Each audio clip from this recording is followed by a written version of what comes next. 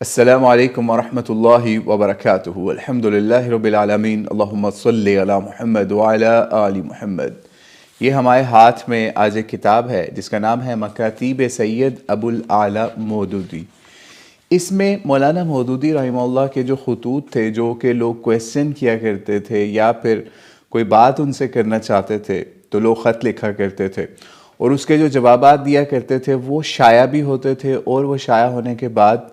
بعد میں کتابی شکل بھی ان کی بنی، جس کا یہ ہمارے ہاتھ میں سمجھ لیجئے حصہ دوم ہے،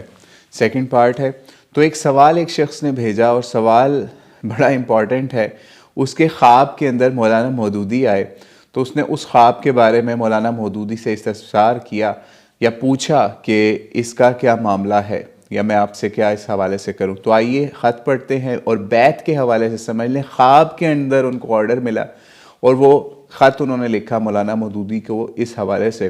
اور آگے سے مولانا مودودی نے کیا جواب دیا وہ سنیے۔ یہ خط ہے لاہور سے، جو کہ سمجھ لیجئے 31 دسمبر 1970 میں مولانا مودودی نے رپلائی کیا۔ کہتے ہیں: محترمی و مکرمی، السلام علیکم ورحمۃ اللہ، آپ کا عنایت نامہ ملا۔ دراصل بیت اس چیز کا نام ہے کہ آدمی کسی شخص پر اعتماد کرے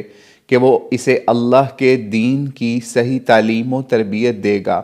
اور اس اعتماد کی بنیاد پر یا اس اعتماد کی بنا پر اس کی رہنمائی میں چلے۔ اس کے لیے ہاتھ میں ہاتھ دینا کچھ ضروری نہیں ہے۔ اس لیے اگر آپ کو خواب میں یہ دکھایا گیا ہے کہ آپ میرے ہاتھ پر بیعت کر رہے ہیں، تو آپ اس پر اس طرح عمل کر سکتے ہیں کہ جماعت اسلامی کے ساتھ وابستہ ہو جائیے، میری کتابیں پڑھیے، اور ان میں دین حق کی جو تعلیم میں نے اللہ کی کتاب اور اس کے رسول صلی اللہ علیہ وسلم کی سنت سے اخذ کر کے پیش کی ہے، اس پر عمل کیجیے۔ تاہم اگر آپ کسی کے ہاتھ پر بیعت ہی ہونا یا بیعت ہی کرنا چاہتے ہیں تو کوئی اللہ کا نیک بندہ ایسا تلاش کیجیے جو آپ کو اللہ کا راستہ بتانے والا ہو۔ خاکسار ابو الاعلی۔ اب یہ سوچئے کہ خواب کے جواب میں بھی مولانا مودودی نے اس کو کوئی فرض واجب اس لیول کے اوپر درجے میں قرار نہیں دیا، بلکہ ان کے اس خواب کے حوالے سے ان کو دونوں باتیں سمجھائیں کہ اگر آپ نے میرے ساتھ ہی وابستہ ہونا ہے، بیعت کرنا چاہتے ہیں، تو آپ میری کتابوں سے وہ چیزیں لیں جو میں نے قرآن و سنت سے اخذ کر کے پیش کی ہیں۔ ٹھیک ہے، انہوں نے باقاعدہ لکھا میری کتابیں پڑھیے، اور ان میں دین حق کی جو تعلیم میں نے اللہ کی کتاب اور اس کے رسول صلی اللہ علیہ وسلم کی سنت سے اخذ کر کے پیش کی ہے، اس پہ عمل کیجیے۔ تو یہ ایک ایسا اللہ والا بندہ ہی کر سکتا ہے جو کہ قرآن و سنت کا داعی ہو یا اس کی کوشش کر رہا ہو، وگرنہ کوئی بندہ ایسے نہیں کر سکتا کہ اس کو کوئی سائل سوال پوچھے کہ میں نے خواب میں آپ کے ہاتھ پہ بیعت کرتے ہوئے خود کو دیکھا ہے، تو وہ بندہ تو پھولے نہ سمائے جس کے سامنے اس کے حوالے سے یہ بات پیش کی جائے۔ بلکہ یہاں پہ آپ کو ضمناً ایک چیز اور بھی بتاتے چلیں کہ جب مولانا مودودی کی دعوت و فکر چل رہی تھی یا کتابوں کا چرچا تھا، تو اس وقت یہ معاملہ بھی ہوتا تھا، کچھ لوگوں کو ایسے خواب بھی آتے تھے کہ ان کو بیعت کرتے ہوئے وہ دیکھتے تھے اپنے آپ کو۔ اس حوالے سے جو خط میں بھی ابھی آپ نے ملاحظہ کیا، اس کو بھی مولانا مودودی نے چھپوا دیا۔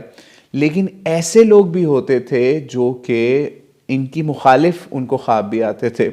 کہ آپ یہ جو ہے مولانا مودودی کے حوالے سے کوئی نیگیٹو تھاٹس بھی آتی تھیں، جو لوگ ان کے پیچھے جمعہ پڑھتے تھے یا ان کے ساتھ اٹیچ تھے۔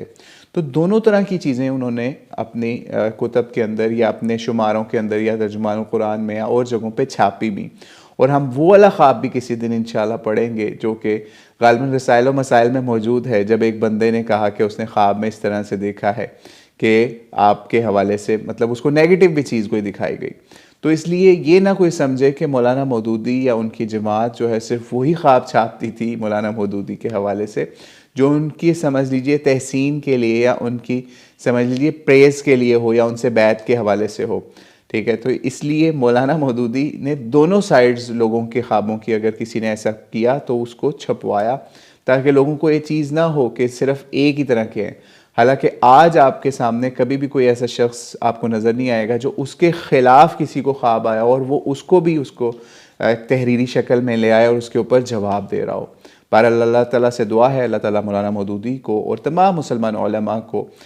جنت الفردوس میں اعلیٰ مقام عطا فرمائے جو گزر گئے، اور باقی مسلمانوں کو بھی اس طرح کے نیک علماء کے نقش قدم پہ چلنے والا بنائے کہ وہ کس طریقے سے اپنی پریز نہیں کیا کرتے تھے بلکہ قرآن و سنت کی دعوت کو عام کرنے کی کوشش کیا کرتے تھے۔ واللہ اعلم بالصواب۔ السلام علیکم ورحمۃ اللہ وبرکاتہ۔